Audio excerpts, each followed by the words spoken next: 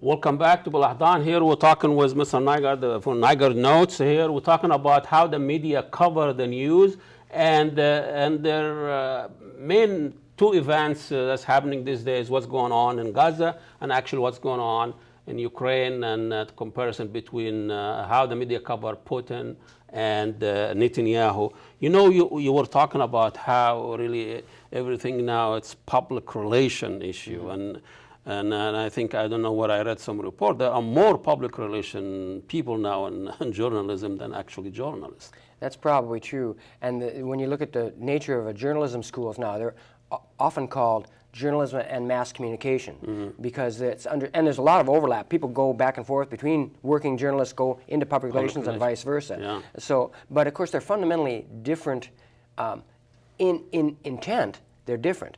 In practice, you know, public relations is really about constructing an association between symbols and emotions. You show people a symbol or create a symbol, get people to feel a certain way about it. Target, Macy. Yeah. And oh, they do this. I think they're good people. Yeah. Or they do that. I'm not sure if I trust them. Yeah. And that's the realm of politics. When you look at elections now, it's very little about issues or records even. It's just like, well, how do we feel about this guy? Is this somebody we can trust? Is this somebody? And that's not unimportant. Yeah. But the facade is what's the focus, and so you see coverage of campaigns. In fact, a good example was recently was when the EPA, the Environmental Protection Agency, put out a story or regulations at the end of May or beginning of June regulating emissions from coal plants. The front page article in the New York Times was Democrats in coal country are fleeing the EPA.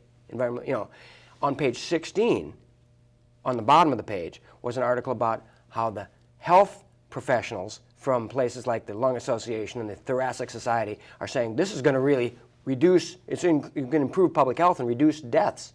So the political, sort of the public relations aspect of what are Democrats going to do was the front page story. That's what people read. Yeah, and inside you see the health effects, which is, of course, a large part of the motivation of people who've been working for this for many years. So that idea that the orientation of the media becomes how is this going to play? How is this going to look? How is this person going to come across? Who's telegenic, who's not telegenic? How consumer culture affects the media model these days? Well, that's a big question. That's another show. Huh? That's several shows. But I think the essence of media is that they're really in the business of selling advertising. So consumer culture, and that means you go for a mass audience. You go for as big an audience as you can, because a certain percentage of that audience is going to have the money to buy stuff. So that shapes the news in very profound ways. And then we were talking off air about that media, especially television, but newspapers too, like things that blow up. They like dramatic scenes of people crying or accident victims or floods or tornadoes. That's very easy to look at. And I have to admit, I want to look at it. It's very fascinating. Human. But yeah, exactly. But the ongoing day-to-day status quo, especially if it's a story of human suffering, it's much more likely to get on the news if somebody is shot or attacked by a missile than if somebody gets kwashiorkor or some other nutrition-related disease that just happens over time and people fade away and they get very ill and they go to the hospital and disappear. Well, that's not like blowing up. And what's going to get on the news? It's just like also the blockade in Gaza that's been going on for years, you know, and occupation of the Israelis. That's not a sexy, exciting issue than a very homemade rocket dropping in some remote area and neighborhood, whatever. Very few stories. Well, in fact, and the effect of that, of neglecting the day-to-day, the mundane status quo, is very important in the case of Gaza, because U.S. Americans, I don't say Americans because there's more than U.S., U.S. Americans have a very, very limited idea of what life in Gaza has been like since 2006, or ever for that matter. And so when we talk about the end of the current incursion or invasion by Israel, what happens then? We go back to what's called the status quo ante. The way it was before. There are many people in Gaza that you can find, if you go out of the mainstream press, will say that slow death is worse than I'd rather die quickly. Yeah, I'd rather die quickly. And so, but if you, without an understanding of that day to day, which has not been covered over years, then the rejection of a unilateral ceasefire, or the lack of celebration in Gaza City or Khan Yunis of a unilateral ceasefire, because it lacks an addressing of the legitimate concerns of people who have just been, the suffering is impossible to explain. I won't even try. But without an understanding, a visceral understanding caused by ongoing reporting over time, it's very difficult to understand what would the negotiations even start at? What would that be about? I think Noam Chomsky talk about the victims of our enemy magnify, like this poor Afghani woman, she cannot open her salon. And we'll look at the Taliban, how they shot this young who wants to call for a woman education. And thousands of young Palestinians have been killed throughout the years. And nobody covered of that. You know what happened, Putin, you know, the victims that, of another enemy. But the victims are our friends. Right. We demonize them. Well, I think this is a really good example in the case of the Gaza invasion. Because you look at, and I hate to do the grisly arithmetic of suffering, but the fact is that in 2009, the Israeli fatalities or Palestinian fatalities or casualties were about 100 to 1. It was like 16 to 1,600. And in this recent one is a little better. It's only 30 to 1.